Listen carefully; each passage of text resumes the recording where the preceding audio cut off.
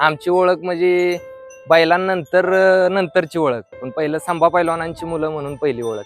तसं सांगू शकत नाही, पण वडील आहेत तोपर्यंत तर बैल दावणीला राहणार. आता आम्हाला बी आतून वाटतं बैल नसला ना की काय, मग ही गुरं सांभाळून काय उपयोग आहे, तुम्हाला किंमत नाही समाजात. आता हा नाद आमचा बगाडाचा कसा आहे की रगील बैल, मूर्ती लहान असू द्या पण बैल रगील, त्याला राग पाहिजे आणि कायम ताकद नसली तरी चालेल, बैल कामाला चालू असून रागतंय. आता हाच बैल आमच्याकडे 4 वर्ष आहे, पण ह्या बैलाला अजून कायम 2 माणसं लागतात कायम. ते हा कंटाळाला त्याला सहन होत नाही. त्याचं म्हणणं की आपण जेवढं रोजचं काम आहे मालकांनी दिलं तेवढं पूर्ण करायचं. मग ते कामाला हा कमी पडला की तो राग ह्याच्यावर काढतो. त्याला वळून येताना दाबणार, पाडाय बघणार किंवा माराय बघणार, भीती दाखवणार, असे गुण असतात अशा बैलांना. पूर्ण 1 एकराच्या मध्ये अशी तेवढी जागा ज्वारी उपटायची, बैलांना घालायची, तिथं मांडव टाकायचा, पूर्ण 4 बाजूने झाकून, तुम्हाला कळणार बी नाही की आतमध्ये बैल आहे.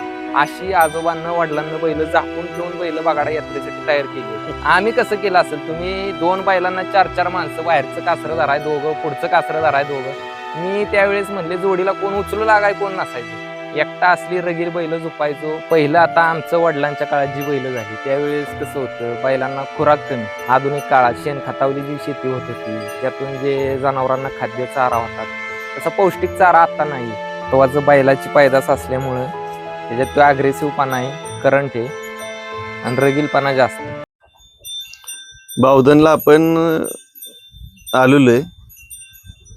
एक नामवंत पैलवान होऊन गेले संभाजी पिसाळ. काकांचं तर वय झाले, पण त्यांनी एक काळ गाजवलाय आणि त्यांचं मुलगा आहे आकाश ना. आकाश पिसाळ. आकाश, तू खेळत होता का कुस्त्या? नाही नाही. तू बाबांच्या कुस्त्या बघितल्यात का? नाही नाही बघितलं, पण नाव ऐकलंय. नाव आहे अजून बी. म्हणजे त्या जमान्यातली लोक बघितलीस, तू भेटलास तर नाव ऐकले की बाबा नाव ऐकलंय. जिथं पैलवानाचा जिथं पोरगा भागात असं त्यांनी जाईल तुला तिथं, सांगितलं असेल. ज्या ज्या भागात जाईल तिथं नाव निघतं. आमची ओळख म्हणजे बैलांनंतर नंतरची ओळख, पण पहिलं संभा पैलवानांची मुलं म्हणून पहिली ओळख. अशी आमची ओळख आहे पहिली. जाईल तिथं नाव निघतं त्यांचं. आता पैलवानांच्या घरी आलोय म्हणल्यावरती बैल पण पैलवानासारखी असली पाहिजे का? आता असलीच पाहिजेत. ही बैल बघतोय आपण, बैल कसा उकारतोय बघा.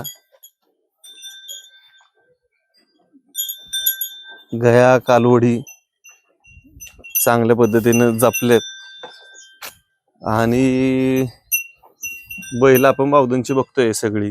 आता खायला हे बघा असं कुट्टी बिट्टी टप टप ठेवलेली चांगलं. शिंग यात्रेच्या आधी आता करून घेतलीत का? नाही, अजून पट्टी मारायची शिंगांना. हे बेंदूर झाल्यानंतर कलर काढतो आपण, का तर जातीचे बैल आहेत, जातीवंत आहेत. ही इथून वरती शिंगाचा काळेपणा हे दिसतो. कलरनं काय होतं, कलर काय दिवसानं असा खराब होतो, बैल अशी उठाव दिसत नाही. त्यामुळे अजून एकदा पट्टी मारायची यात्रेच्या अगोदर, एक 8 दिवस अगोदर. कुठली पट्टी मारता तुम्ही? ते कारागिरांकडे पट्टी असते. हा. थोडक्यात कसं ते माहितीये की हत्यार शिंग असतं. बनवणार ते हा. विळ्यासारखं असतं, विळ्यासारखे काय हत्यार असतात. मग विळ्यानं जे काम होतं ते खोल काम होतं ना. आणि पट्टी म्हणल्यावर नॉर्मल वरती आपली फक्त चकाकी येण्यासाठी. मग त्यांनी स्वतः केले का आपल्याकडे ती अवजार आहेत? नाही नाही, ती त्यांच्याकडेच, कारागिरांकडे. त्यांना बोलवून करून घेतलेलं म्हणजे त्यांना बोलवून शिंग, नक्या, पत्र्या मारून घ्यायच्या. 8 ते 10 दिवस अगोदर हे सगळे काम करून घ्यायचे बैलांची. मग 10 दिवस फक्त आराम, खायचं प्यायचं बसायचं यात्रेपर्यंत. हे घरच्या गाईचंच बैल आहे का विकत आणलं? नाही, आपण विकत आणलेला आहे. कुठनं खरेदी केली काही? हे आपण कर्नाटक मधून इथे व्यापाऱ्यांकडे आलतं, तिथून आपण घेतला. काय किमतीला बसला होता दिवस? आता त्यावेळेस तर मस्त 2 लाख रुपयाला भेटला होता. अशी तब्येत होती त्यावेळेस? तब्येत एवढी नव्हती, आपल्याकडे आल्यावर झाली. आणि त्यावेळेस जी तब्येत होती ती नुसती अशी दिखाव्याची होती. आता ही शेतीतली कामं करून आठीव गठीव शरीर झालेलं आहे बैलाचं. म्हणजे पैलवान जसं व्यायाम करून घटतोय, जिमची बॉडी आणि पैलवान फरक आहे ना. तसं कसलेला मातीतला पैलवान, हा, तसं कसून झालेली बॉडी. सपाट्यान जोरचा व्यायाम तशा पद्धतीचे. ही आता सगळी बाडाव आहेत ना? नाही, ताखोंडे पलीकडचा हा बडाव आहे. हा का? हा. ही म्हस कुठली? म्हैस ती जाफर जातीतली. नाही नाही, कुठनं आणलेली ही? ती आपण वरनं आणलेली, हातेकर धरणाच्या तिथून आणलेली. व्यापारी येते ते त्यांच्यापासून आणली. ती आबिपुरी वाली नाहीच ना? नाही नाही, ती आणलीच नाही ना? नाही ती आणलीच नाही, गाडीत आलीच नाही, ती पळून गेली. ते लय फेमस झाली ती म्हस आणि ती वासरू देऊन टाकलं ना. वासरू दिलं ते. वासरू त्याच दिवशी संध्याकाळी 12-1 वाजताच व्यवहार रात्रीचा झाला. शर्यत क्षेत्रातली काही मित्रमंडळी होती, हा ती जायनातून इथून त्याच दिवशी रात्रीचं वासरू घेऊन गेले लगेच. म्हणजे आणलं त्यावेळेस बघायला म्हणून आलेत हौशेनं. हौसेनं नाही, जसा व्हिडिओ पडला आपल्या ग्रुपला बावधन खिलारला, बर तसं मग फोन यायला लागले. काय म्हणले आता आज आणलंय, उद्या येऊ, परवा येऊ. एक 8 दिवस तरी भेटीगाठी होत होत्या, माणसं येत होती. कसलं वासरू आणलंय, काय नक्की त्याच्यात. पण आपण त्याच दिवशी रात्री देऊन टाकलं. ठेवलं नाही जास्त. नाही मग ती पोरच तेवढी ना आधी का ना, म्हणजे हौशी पोरं होती त्यामुळे ती गेलीच नाही तिथून. म्हणले आम्हाला एवढं वासरू द्या. शेवटी नेलं त्यांना त्याच दिवशी.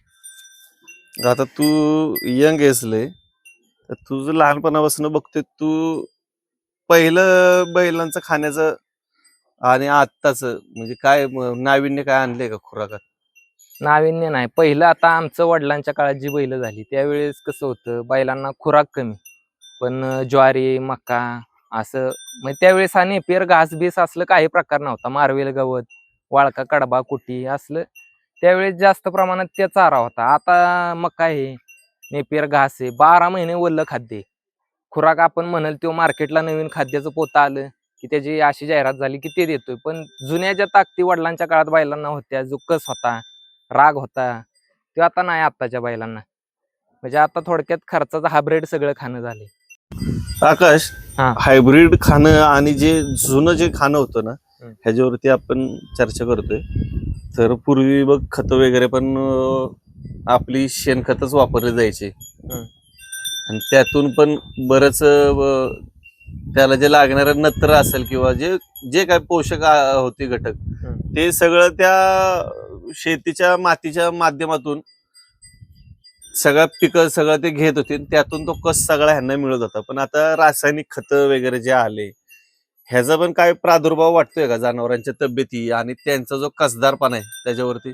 नाही कसं आहे माहितीये का, जुनं जे शेणखतातली जी मशागतीतली जी शेती होत होती, त्यातून जे उत्पन्न जे पीक येत होतं ना, ते आता कसं आहे, हे रासायनिक खतं निघल्यात. पण त्यांचं कसं आहे, फक्त असं वजन वाढवायचं असेल ऊसाचं म्हणा, कोणत्या दुसरं कुठलं आपलं जे घटक असते ते वजन वाढवाय, ग्लेजिंग वगैरे तसलं येण्यासाठी. पण जे जुनं जे होतं आधुनिक काळात शेणखतावली जी शेती होत होती, त्यातून जे जनावरांना खाद्य चारा होता, तसा पौष्टिक चारा आता नाही. आता तुमची बैल बघितलं ना, खरंच एकदम समाधानी वाटलं, प्रसन्न. आता ही वासरू पण आदत आहे ना अजून? आदत आहे, आताशी 16 महिन्याचा खोंड आहे ना. घरच्या गेल्या वर्षी आपल्याकडं प्रदर्शनाचा एक बैल होता, सोन्या म्हणून बैल होता, 2 वर्ष आपल्याकडे, त्याच्या पोटचा आहे, घरच्या गायचा आहे तो पलीकडे. पण काजळीच होता ना? नाही, तो कोसा खिलार मध्ये होता. कोसा किल्लार मध्ये. कोसा खिलार मध्ये होता, फक्त गाय कपिला लागली म्हणून हा खोंड कपिलामध्ये पडला. बर, म्हणजे बऱ्याचदा गाया नाही का ते त्यांच्यावर टाकतात. हा, म्हणजे काय काय बैलांवरती जावपी जातात, काय काय गायांवरती जातात. त्या गायला आमच्याकडे 5 वर्ष सिमेंट्सवर कालवडी होत होत्या. पहिल्यांदाच आम्ही बैलाचं रेतन केलं, आपल्या दावणीला होता नामांकित खोंड, आणि त्याच्यावर आपल्याला खोंडच पडला खोंडावर. पूर्ण शरीर, बांधा, पाय, शिंग, तोंड सगळं त्यानं वडिलांचं घेतलंय, फक्त कलर आईचा घेतला एवढाच झालाय. जात कलर कपिला पडला, बाकी सगळं कान त्याचं, डोळं, शिंग सगळं वडिलांचं घेतलंय, म्हणजे त्या बैलाचं. आता हे जे अजून काय वैशिष्ट्य आहेत, ह्याला तुम्ही पळायला तयार करणार आहे का कसं काय? आता हा असं काय माहितीये का, आता हा शर्यत क्षेत्रात म्हणलं तरी पळवायसाठी पण जाऊ शकतो, आणि शक्यतो आता लहान असल्यामुळे आपण त्याला फक्त त्या दिवशी प्रदर्शनाला नेला कुशेगावला, तिथं नंबर दिला त्याला. शर्यत क्षेत्रात म्हणलं तरी चालू शकतो तो, पळाय म्हणलं तरी, पण अजून लहान आहे, आत्ताशी 15 महिन्याचा झाला. झुपायला सुरुवात केली त्याला? आम्ही एक 4 ते 5 वेळा छकडीला मोठ्या बैलाबरोबर फक्त चालवलाय, की बाबा त्याला दिशा दाखवली, की चाकुरी धरून चालाय शिकवलं. म्हणजे कसं होतं, पहिले यंदा लहान वासरं झोपायची म्हणल्यावर पळत्यात, सरळ चालत नाहीत. ते आता ट्रेनिंग आहे, अजून काय त्याला पळावला नाही, काय नाही. बरेच त्याच्या गुण आहेत नाही का, बारीक कानाचं वगैरे आपण म्हणतो. कान बारीक आहेत, डोळे, नागपुडी, शिंगाला चांगला आहे. नजर पण चांगली, तेज आहे त्याची. महत्वाचं बैलाची पैदास असल्यामुळं त्याच्यात तो अग्रेसिव्ह पाना आहे, करंट आहे, आणि रगीलपणा जास्त आहे. ह्या बैलांचं काय सांगशील? हे जे उभे राहण्याची पद्धत वगैरे आहे ना एकदम भारी. हा बैल भारीच आहे. हा काय नाव या बैलाचं? हा बैल राजा म्हणून आहे. आता या बैलाला पहिल्यापासूनच तसा रुबाब आहे त्याला उभं राहण्याचं. बडावलाय बैल हा? हा बडावलाय बैल, 3 वर्ष झालं बडावलाय सर. हो. बऱ्याचदा बैल बडावल्यावरती ना सफेद रंग टाकतात. आता काय विषय झाला, बैल बडावताना आमच्या म्हणजे जुनी माणसं आता डॉक्टर लोक चापामध्ये बडावतात. जुनी माणसं कड्यात बडवत होती. काय ते असेल आता आम्ही ते बघितलेलं नाही, पण आमच्या वडिलांच्या काळात वडिलांच्या हाताखाली 5-6 अंडील बैल त्यांना बडावली. पण ती कड्यात बडवायची तेव्हा. आता हा नाद आमचा बगाडाचा कसा आहे की रगील बैल, मूर्ती लहान असू द्या पण बैल रगील, त्याला राग पाहिजे आणि कायम ताकद नसली तरी चालेल, बैल कामाला चालू असून राग पाहिजे. त्या रागात पाहिजे बैल. हा थोडासा त्या ह्याच्यातून कच्चा ठेवायचे बैल. आता हा तसाच बैल डॉक्टर कडून बडावलेला नाही, हा कड्यात बडावला गेलेला बैल आहे. आणि त्यातनं काय झालंय, थोडासा नॉर्मल कच्चा राहिला, त्यामुळे तो आता कायम म्हातारा झाला तरी आता कायम तो अंडील बैलासारखाच राहणार. खोंड जशा पद्धतीत असतो तसाच. बरोबर. पूर्वीच्या लोकांना ते एक नॉलेज होतं, नॉलेज होतं. आणि ते आमच्या गावातली लोक कच्चा बडवायचे. ठेवायची का तर समाजात बैलानं काम केलं पाहिजे, हा त्याचा करंट, हा राग टिकला पाहिजे ह्यासाठी. आता डॉक्टर लोक बडावतात ना, 1-2 महिन्यात बैल पांढरा होतो, कलर सोडतो, त्याचं वशिंड जिरतं, शरीर आटतं, सगळं एकदम बडाव टाईप मध्ये बैल दिसतो. कितीही मग तो अंडील बैल कितीही जवानीतला असला ना. आता ती कड्यातली बडवायची पद्धत बंद झाली शक्यतो. ते जे अवजार होतं काड्यातलं बडवायचं, तर ते अवेलेबल आहे बघायला कोणाला दाखवायचं झालं तर? आमच्या गावामध्ये तर भेटेल, कारण आमच्या गावात होती माणसं धनगरांपैकी जी बडावणारी होती, त्यांच्याकडे ती सामग्री आहे अजून. आपण त्याच्यावरती एकदा व्हिडिओ बनवूया नाही का? हा कारण फक्त की काय जुन्या गोष्टी आता विलुप्त होत चालल्यात. ती आपल्याला आता अवजार तर बघायला भेटतील, पण ती जे कारागीर आपण म्हणतो, जी माणसं होती बडवणारी, ती आत्ताच्या पिढीला, ह्या पिढीला नाही ना माहिती कसं बडवायचं काय. ते लईत तर आपल्याला अवजार बघायला भेटतील. तब्येत वगैरे चांगली घटलेली आणि नाही का मस्तच बैल. एखादा प्रेमात पडल असा आहे बैल. बैल जेवढा रागीट आहे, जेवढा असा अग्रेसिव्ह आहे, तेवढा त्याला मालकाविषयी प्रेम भावना त्याच्या मनात येते. मग अशी एवढा अग्रेसिव्ह पणा दाखवत होता, पण तू धरल्यावरती ना शांत झाला. परत जागेवरती शांत झाला. तर हा दुसरा कुठनं खरेदी केली ह्याची? हा आपण गावातूनच घेतला होता. हा पण खाल्ल्या भागातून 4 दाते असताना आला होता. आणि आपण बावधन मधूनच गेल्या वर्षी खरेदी केला यात्रेनिमित्त. आपल्याकडे एक बडाव होता, त्याचं वय झालं होतं म्हणून हा खोंड आपण खरेदी केला. ते सफेद रंगासारखं काय झालं ते वशिंडाच्या खाली काय हे केलंय का? नाही ते त्यानं चाटलं असं. काय होतंय, कामाला झोपला की मळ येतो ना अंगावर, मळ चावतो. आपण इथले तर 8 दिवसाला बैल धुतो. बरोबर. थंडीचा दिवस होता आता. आपण जे म्हणतो की गाजरा असलं की जास्त चालत नाही कामाला वगैरे, तर काय हात मग गाजराच वाटतोय? नक्कीला नॉर्मल गाजरा पुढे. हो. तसं कामाला चालण्याचं काय नसतं मातीत. फक्त खड्यात काय होतं, नक्कीला गाजरा असला की खडा टोचलाला सहन होत नाही. ज्या बैलाची नक्की तळखुर असं काळा असते तो बैल निभार असतो, त्याला पत्रीची याची गरज लागत नाही. शिंगाला तरी गाजरा असला तरी नख्याला हा चांगला आहे नाही का? नक्क्याला बैल काळा आहे. ते पूर्ण जातीतला धनगरी खिल्लार मध्ये बैल मोडतो. हा कोसा खिल्लार मध्ये मोडतोय. आता हा जुळलाला बघा, तुम्हाला सांगतो 4-5 महिने झाले, पण आम्ही आता यात्रा आहे म्हणून त्याला सध्या बडावला नाही. आता यात्रा झाली की बडवायचं. तोपर्यंत अंडूच ठेवायचा. हा यात्रेसाठी अंडीलच ठेवायचं. पण आता ते तू जे सांगत होता की जुन्या पद्धतीने तुमच्या बाबांनी म्हणजे पैलवानांनी आपलं बडावला होता, तसा याला कच्चाच बडावणार आहे का? नाही, आता पक्क काय होतंय, आता हाच बैल आमच्याकडे 4 वर्ष आहे, पण ह्या बैलाला अजून कायम 2 माणसं लागतात. कायम कधी असा मी एकट्यानं सोडलाय नाही तर काय नाही, 2 माणसं लागते. त्याचा रागीटपणा, समजा एखादा गरीब बैल जोडात असला त्या बैलावर पडणे, असले गुण जास्त राहतात. आता ते कच्चं ठेवायचं राहिलं नाही. हे जरा मजेशीर असतात गोष्टी. ते जरा खुलून सांग की प्रेक्षकांना माहिती नाही. हे जे कच्चे बडवले असतात त्यांचं खोडीलपणा जरा सांग की, लोकांना हे माहित नाही. जुन्या शेतीत कधी ती आले नसतात, नुसतं बघतात व्हिडिओ आपले. जुन्या माणसांचं कसं असतं, जुनी माणसं पहिलं, आता बघा तुम्ही पैलवान लोक जे असायचे त्यांना कसं वाटायचं, आपल्याकडे जी ताकद आहे, रग आहे, तसा आपल्या दावणीला एखादा नंदी असावा म्हणून ती बैल तशी बनवत होती, तयार करत होती. आता कसं झाले, आता माणसं लांबून जवळ 4-5 फुटाहूनच बैल बघतात, की जवळ जात नाहीत, मारल काय करेल. म्हणजे ती जुनी माणसं जी डेअरिंग होती ती आता नाहीये आजकालच्या मुलांमध्ये. तर आता हा बैल, प्रत्येक बैल म्हणजे त्याच्यात तो राग नसतो. आता हे काय किती केलं तरी त्याच्या एवढा दिसतोय, तेवढी ताकद आहे. पण वासरूच आहे. हा बैल मोठा आला, प्रौढ आला, मग त्याला जरा दबकूनच असतो. मग शेती कामात कसं होतं, बैल हा कंटाळला, काय झालं, आता त्याला हॅबिट आहे चालायची. दिवसभर म्हणलं तरी तो कामाला चालतो. मग ते हा कंटाळाला त्याला सहन होत नाही. त्याचं म्हणणं की आपण जेवढं रोजचं काम आहे मालकाने दिलं तेवढं पूर्ण करायचं. मग ते कामाला हा कमी पडला की तो राग ह्याच्यावर काढतो. थोडक्यात त्याला वळून येताना दाबणार, पाडाय बघणार किंवा माराय बघणार, भीती दाखवणार, असे गुण असतात अशा बैलांमध्ये. क्वचित 30 ते 35 बैल झाल्यानंतर एखादा बैल असा आपल्या दावणीला होतो की तो मनाच्या वडीचा अगदी स्वतः माणसासारखा, की आपण एखाद्याला कसं काम देतो की एवढं काम एवढ्या वेळात पूर्ण झालंच पाहिजे, असा एखादा बैल होऊन जातो. आणि त्याचं पहिल्यापासून तसं आहे. सकाळी जरी 7 वाजता बैल झोपला ना कामाला शेतीला, संध्याकाळी 7 वाजेपर्यंत बैल म्हणणार बी नाही, की मालकाकडून अपेक्षाच नसती त्याची की त्यानं 5-10 मिनिटं उभं करावं. आता पहिलं कसं असायचं, रानातनं डबं यायचं म्हणजे भाकरी बिकरी आणायच्या, माणसं यायची आणि मग जेवाय 1-2 तास सुट्टी व्हायची. आता तेवढी कामं राहिली नाहीत. आता काय होतंय, सकाळी 2 तास झोपली बैल, दुपारी उन्हाची सोडली की संध्याकाळी 2 तास झोपायची, शिळोप्याची फक्त काम आहेत.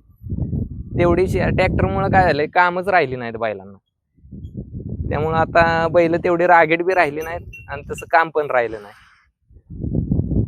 पहिला आम्ही पण लहानपणी नाही का खत टाकाय विकायला लहान लहान असताना आम्ही स्वतःच गाड्या हाणत जायचो. हा. आणि म्हणजे मग आत्यांची पोरं येतील किंवा काय, तर सगळ्यांची रिक्षा असायची, मी जातोय का तू जातोय, तुला गाडी हाणाय मिळते का आम्हाला.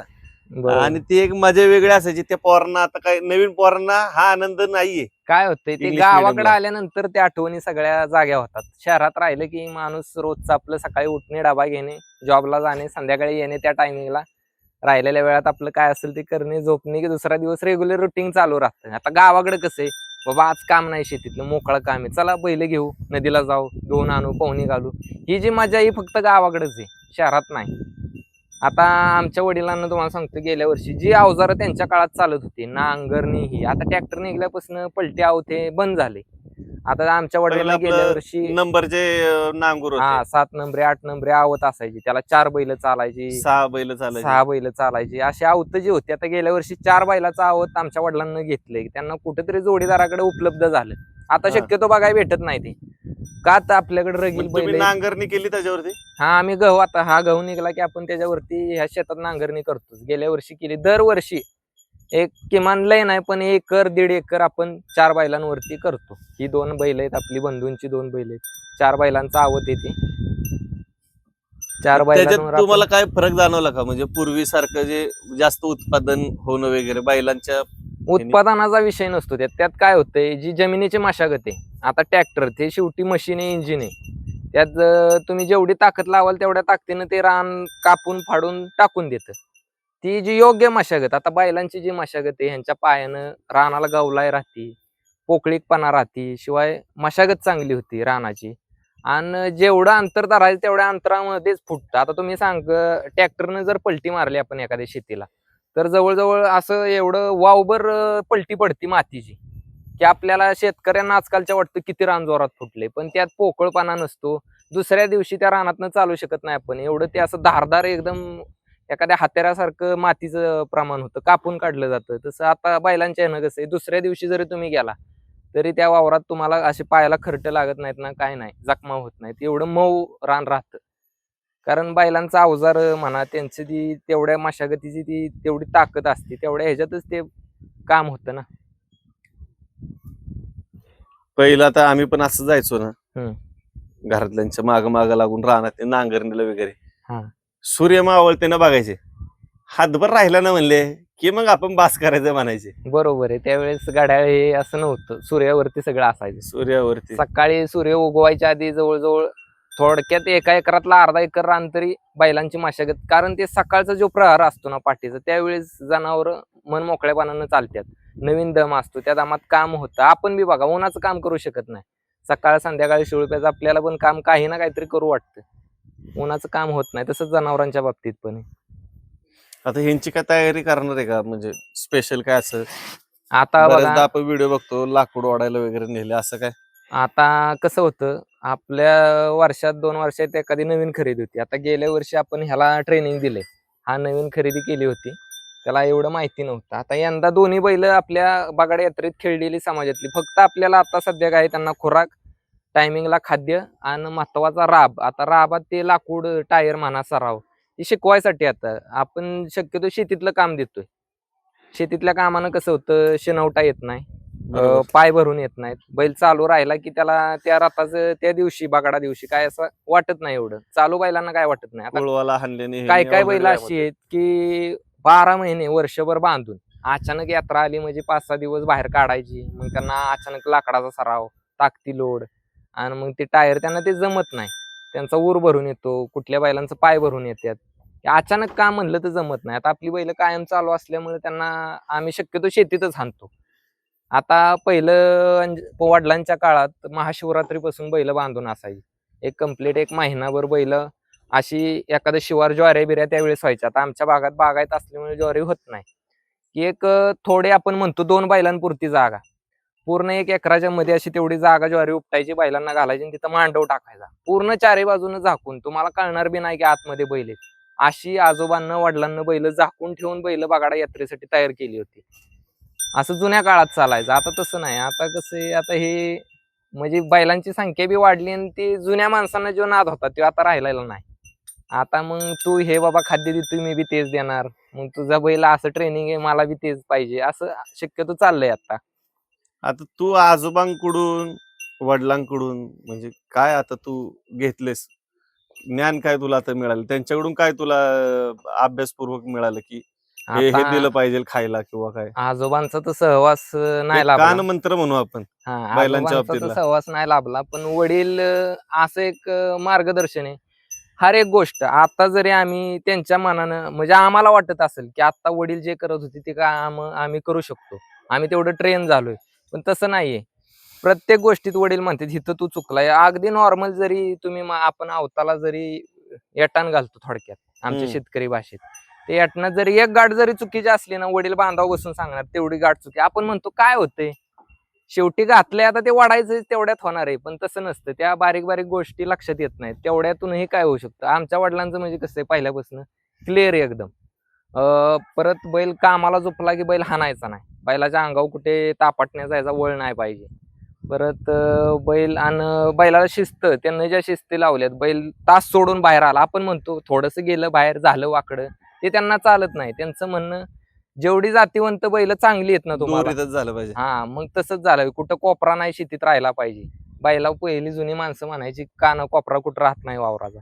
तसंच आता बी आहे की वडिलांना आमच्या, आम्ही आता बैल झोपली समजा तासभर, वडील घरात असले, आता त्यांचं वय झालंय गळाटलेत, पण ते तासानं 1.5 तासानं जातात वावरात. पोरांना कसं काम केलंय, काय केलंय, मग एखादा कोपरा राहिला असला की घरी आल्यावर बोलणार तो कोपरा निघाला नाही, आपण म्हणलं नाही, बैल ऐकला नाही, खाली गेला, मग तुम्ही काय करून होता.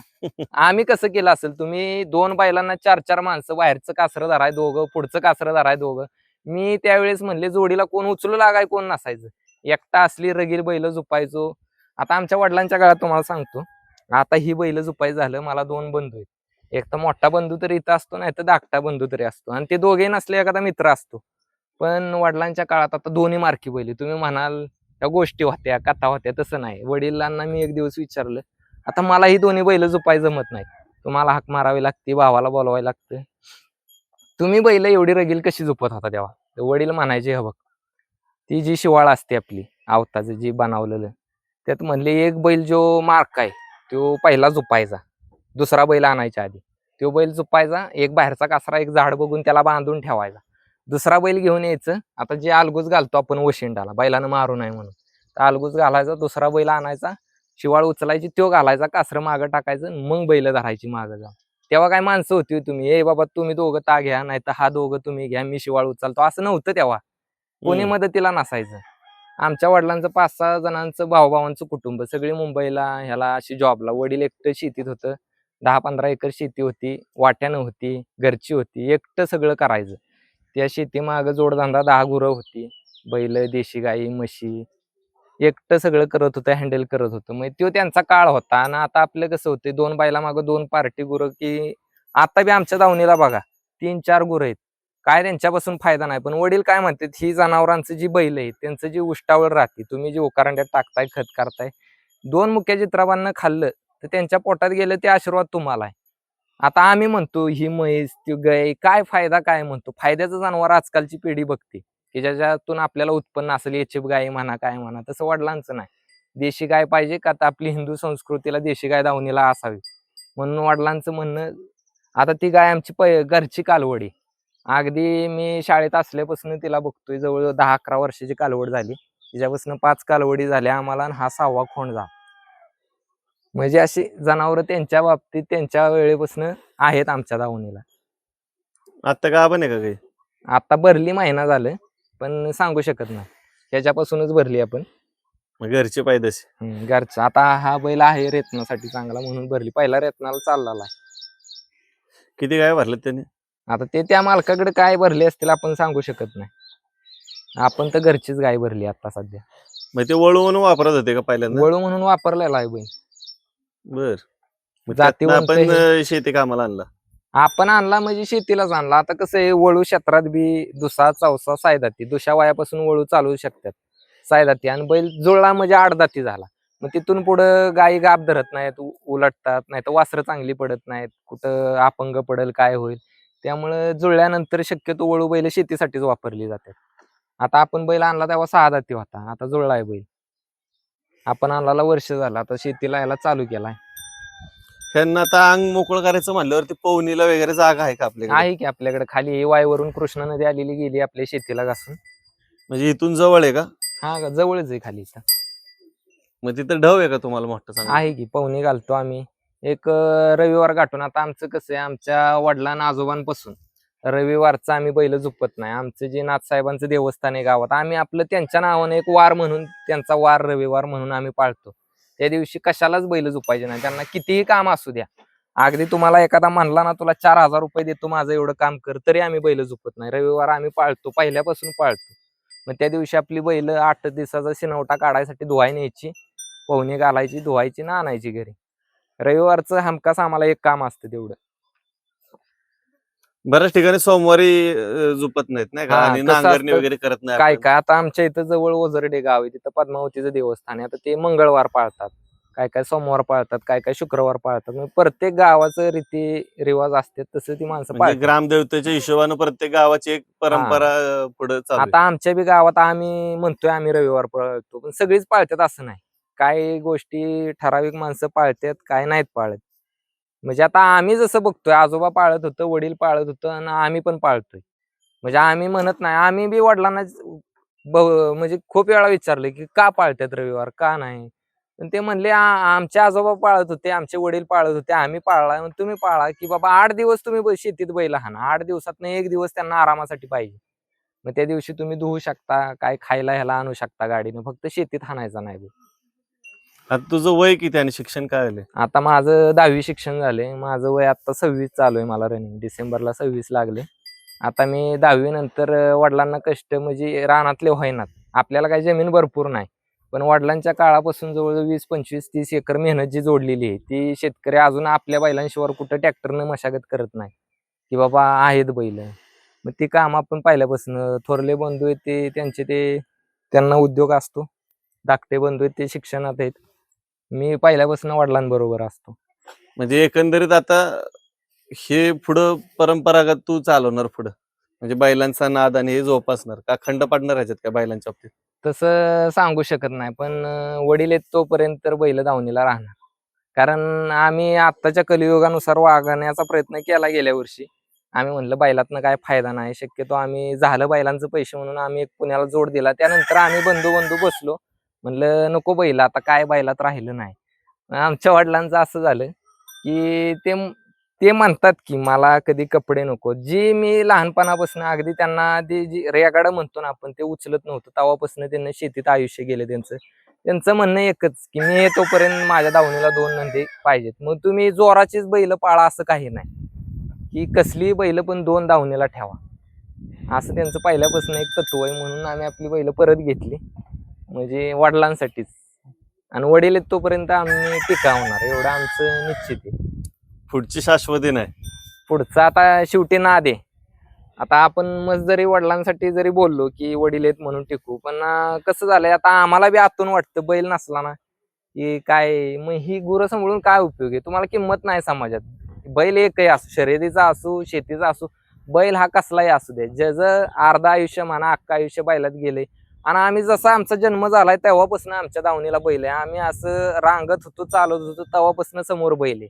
त्यामुळे बैल हा आम्हाला म्हणजे एक वापराचं साधन नाही, तर शेतीसाठी एक आपलं आपण म्हणतो मशीन बिशीन तशातला प्रकार नाही. बैल म्हणजे आम्हाला एक घरातला मेंबर, फॅमिली मेंबर असल्यागतच आहे. त्यामुळे बैल हा शक्यतो राहणार काय, मग आता 2 आहेत 3 आहेत, कालांतराने एक ठेवेन, पण वडिलांच्या माघारी बैल हा राहणार कायम राहणार. कारण आपल्याला तो नाद आहे, आणि नाद तुम्हाला तर माहिती आहे, नाद जात नाही. हा जात नाद नाही. लय वांगाळ आहे. पैशावाली जे करू शकत नाही ते आपण करतोय, कारण नाद आहे हो शेवटी. रक्तात आहे शेवटी, म्हणजे आपल्या डीएनएतच ते. हो. आता इकडे तुमच्याकडे बरंच काय आहे बाबा, हे टर्कीची कोंबडी दिसते, पण प्रत्येक गोष्ट वेगवेगळी नाविन्यपूर्वक तुमच्याकडे ठेवली आहे. जाते. आता हे रानात राहिल्यामुळं सगळे वन्यजीव म्हणले तरी आहेत आपल्याकडे. तुझा काय अनुभव आहे आता लहानपणीचा एखादा बगाडाबद्दलचं सांग की. तुझ्या आवडतीचा बैल कुठला होता बगाडातला, आणि जिथं बगाड निघत नव्हतं किंवा हे मागाशी बंधूंना पण प्रश्न केलता, तेच तुला रिपीट करतो की जिथं बगाडा अडकलं होतं किंवा दुर्वीच्या बैलांनी काढलं, तुझ्या आठवणीतला कुठला आवडता बैल वगैरे होता असं? आता बैल तर आमच्या म्हणजे मला जसं कळतं अशी बरीच बैल आमच्याकडे होऊन गेली. म्हणजे आमच्या दावणीला कायम पहिल्यापासून एक बैल चांगला असतोच. आता बगाडाच्या बाबतीत तुम्ही म्हणाल तर एक बैल आमच्याकडे हुकमी असतोच. आता मी शेती जसा वडिलांच्या बरोबर कासरा धरून काम करायला लागलो शेतीत, तसं एवढी बैल झाली, 5-6 जोड्या झाल्या आमच्याकडे. पण त्यात हा बैल आमच्याकडे झाला. आता हा बैल 4 ते 5 वर्ष आमच्याकडे. ह्या बैलाचं कसं आहे माहितीये का, आता बगाड खास बगाडासाठी म्हणलं ना, हा बैल म्हणजे तो जे आपण वर्षभर कष्ट घेतो म्हणजे त्यासाठी आपण म्हणतो फक्त काय नाही बाबा तू तेवढा एक दिवस संभळ आमच्यासाठी काम कर, तसा हा बैल आहे. अगदी त्याला एवढा कासऱ्याचा टोला बी मारायला लागत नाही, मनाच्या वडीचा बैल.